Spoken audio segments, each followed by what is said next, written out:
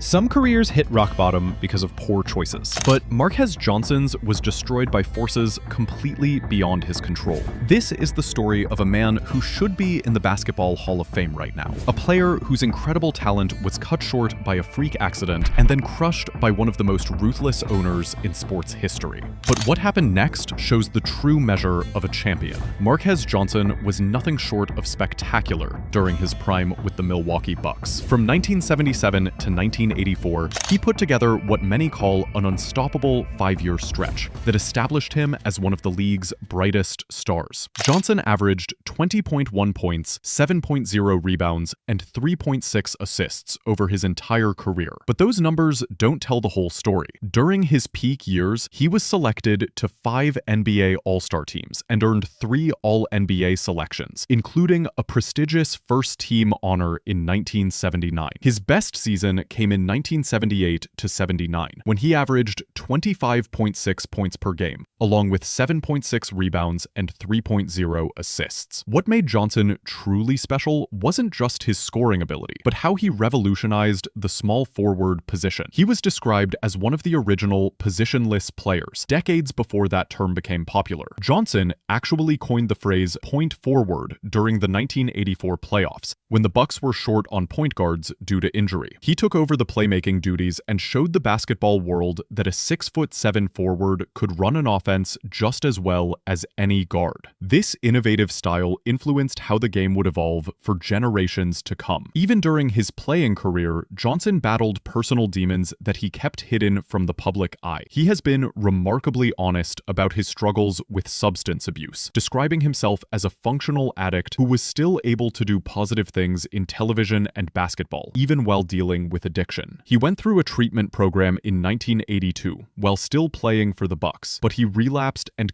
refused to honor his contract. This began a vicious legal battle that would drag on for years. If you think that's as low as things could go, you're wrong. In 1987, Johnson suffered an unimaginable personal tragedy when his son died in a drowning accident. While grieving this loss, he was advised to call Sterling to discuss the ongoing contract dispute. What happened during that phone call reveals the true character of both men. According to Johnson, Sterling told him he was going to ruin him and crush him financially, demanding that Johnson settle on Sterling's terms. Johnson later said that Sterling talked to him like he was a piece of bat guano, showing no compassion for a man who had just lost his child. This kind of treatment from team owners is exactly why players need strong representation and fair contracts. What do you think about how Sterling handled this situation? Let us know in the comments below, and make sure to subscribe for more stories about basketball legends who overcame impossible odds. Johnson's attempt at a comeback in 1989-90 with the Golden State Warriors lasted only 10 games, where he averaged just 4.0 points in 9.9 minutes per game. His body was never the same after that catastrophic neck injury, and it became clear that his playing days were truly over. But this wasn't the end of Marques Johnson's story. It was actually the beginning of his greatest comeback. The turning point in Johnson's life came in 2002, 15 years after his playing career ended. He made a conscious decision to change his life when he got sick and tired of being sick and tired. This moment marked the beginning of more than 2 decades of sobriety that continues to this day. Johnson transformed his personal struggle into a passion project, using his platform to help others battling similar demons. He became an advocate and cabinet member for Serenity Inns, an organization dedicated to helping men with substance use disorders. In recognition of his support and openness about his journey, they named an exercise space after him, calling it the Marques Glaring Omission. He also held the 6th highest value over replacement player rating during that same span, putting him in elite company. When you compare Johnson's peak performance to other Hall of Famers, the argument becomes even stronger. His 9-year averages of 20.4 points, 7.1 rebounds, and 3.7 assists were actually superior to recently inducted Bob Dandridge's 19.7 points, 7.0 rebounds and 3.4 assists. Johnson also shot more efficiently, with a 55.7% true shooting percentage compared to Dandridge's 52.8%.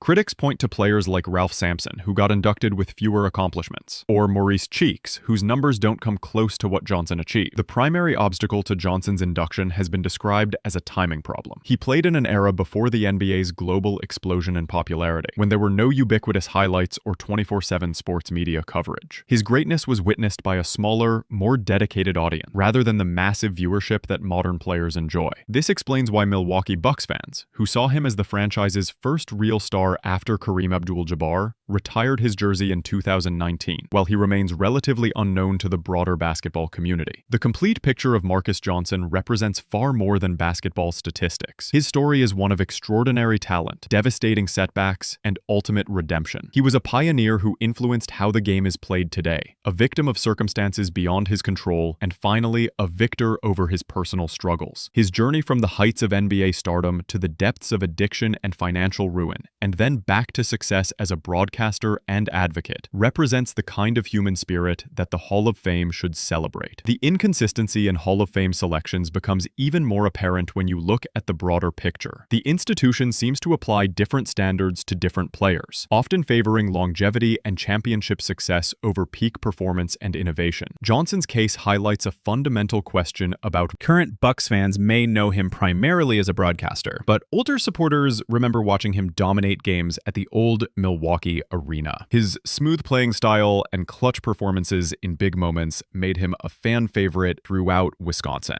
Johnson's broadcasting work has allowed him to stay connected to the game he loves while sharing his knowledge with new audiences. His analysis brings both technical expertise and personal experience that few commentators can match. He understands the mental and physical challenges players face because he lived through them himself. This perspective makes his commentary particularly valuable for viewers trying to understand the complexities of professional basketball. The timing of Johnson's career also worked against him in terms of media coverage and highlight preservation. Many of his greatest performances were never recorded or have been lost to time. Unlike today's players, who have every move documented and shared instantly across social media, Johnson's brilliance was often witnessed only by those in attendance. This lack of visual evidence makes it harder for younger voters and fans to appreciate just how special he was during his prime years. Johnson's legacy extends beyond his playing career into his role as a mentor, advocate, and positive influence in his community. He continues to attend meetings and work on his recovery one day at a time, showing that true champions never stop fighting. His story proves that sometimes the most important victories happen off the court. If Marques Johnson's incredible journey of resilience and redemption inspired you, make sure to hit that subscribe button and let us know in the comments what other overlooked basketball legends you'd like us to cover. His story reminds us that true greatness isn't just measured in statistics, but in how we overcome life's greatest challenges.